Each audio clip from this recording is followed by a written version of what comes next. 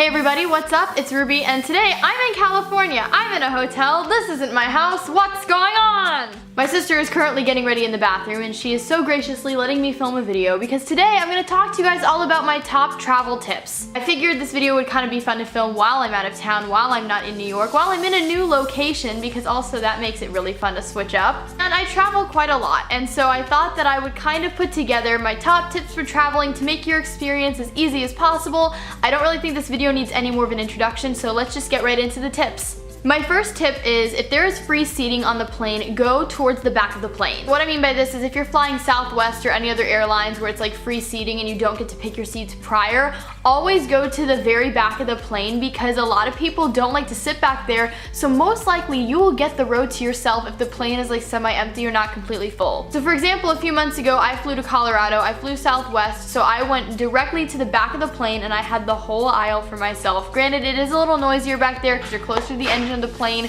you're closer to the restrooms, but honestly if your headphones are in like me constantly throughout a flight, you're totally fine. My second tip is to get TSA pre-check approved. So basically what this is it's a program where you have to kind of go through some background checks, but then once you're TSA approved, you get to kind of get into a shorter line when it comes to security, which saves a ton of time at the airport. I don't know if this is available internationally yet, but I do know for at least US flyers it is a thing. I'm TSA pre-check, meaning I don't have to take my shoes off when I go through security, I don't have to take my laptop out of my bag, I immediately get put in a shorter line, and it just saves a lot of time at the airport, and so I find that I can get there later and still make my flight in plenty of time. My third tip, and this one might seem kind of obvious, but some people might not know it, is to bring gum on the plane because it will help your ears if they start to get clogged and start to pop during takeoff and landing. Basically, if you find that your ears are feeling really tight, maybe you're experiencing some pressure, put some gum in, start chewing. If you don't have gum, try to yawn instead, and that will kind of allow your ears to like open up and pop, if that makes sense. But I find that gum really helps me if I'm ever congested, and so like takeoff and landing on a plane ride is just kind of messing with my ears and maybe giving me a little bit of pain. Gum really helps. Just don't like show it to everybody because then people will start asking for your gum and like you don't want to do that, you know what I mean? It'll feel like middle school all over again. The fourth tip is even if it's not a cold destination to where you're flying, always be sure to bring a scarf or a sweatshirt on the plane. Because one, planes are often freezing.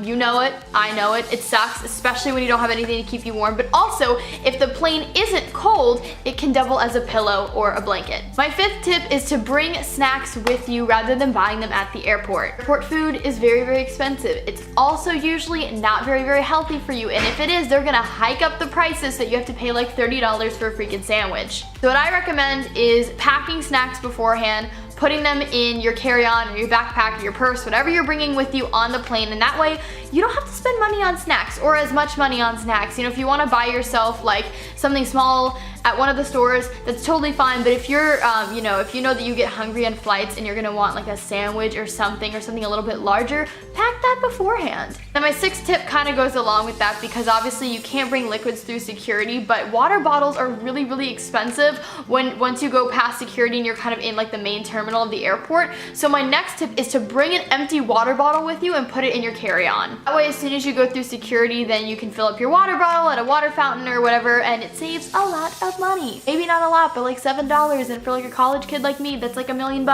My next tip is for those who are planning to go on a long trip and kind of go on a longer plane ride. And that tip is to be sure to bring hand cream, a travel size, a face moisturizer, a sheet mask, and lip balm. Ever since I can remember, I have always associated planes with dry hands and dry skin because as soon as I step off a plane, I can just feel my skin freaking out. So if it's a long flight, and by long, I mean either like an overnight flight or maybe 6 hours or more, I always like to bring some hand cream and like a travel size of like a face moisturizer, some lip balm, and then if it's a really long flight, I totally bring a sheet mask, and like yeah, I look scary, but my skin is so happy. And finally, my last tip is for those that have to wear makeup as soon as they get off of the plane. I know for me, I've had days where I've gone from going off a plane right to an event, but I don't like wearing a face full of makeup on a plane because I feel like it just doesn't mix well with my skin. skin and the airplane air. I don't know if that made sense at all. But basically the combination of the air circulating the airplane and like makeup sitting on my face just makes my skin freak out, and it often leads to a really bad breakout. So if you're somebody like me who sometimes does have to get off a plane and go somewhere and look a little bit presentable,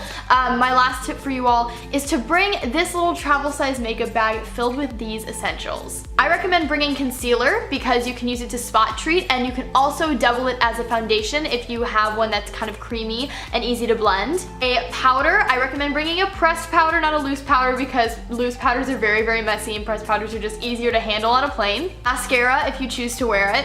A brow pencil rather than like a pomade or something like that, because I feel like brow pencils are a lot more forgiving and they're a little bit more gentle. And then either a tinted lip balm or a lipstick that isn't super, super high in pigmentation, because I feel like, again, it's a little bit more forgiving, because for me sometimes I'll be doing my makeup like as we're landing, and if we hit turbulence and I'm trying to get that like liquid lipstick just right, you know it's gonna go all over my face. But that, you guys, completes my top travel tips. Let me know if you guys would like me to make a part 2 to this video, kind of including tips on how to save money while traveling, and my tips for traveling kind of as a young adult, and how to make it kind of as smooth of a journey as possible, because I'd be happy to do a part 2. I do travel a lot, so I feel like I do have some other helpful tips that I didn't include in this video. If you did enjoy this video, please be sure to give it a big thumbs up to let me know that you would like to see more of me on this channel.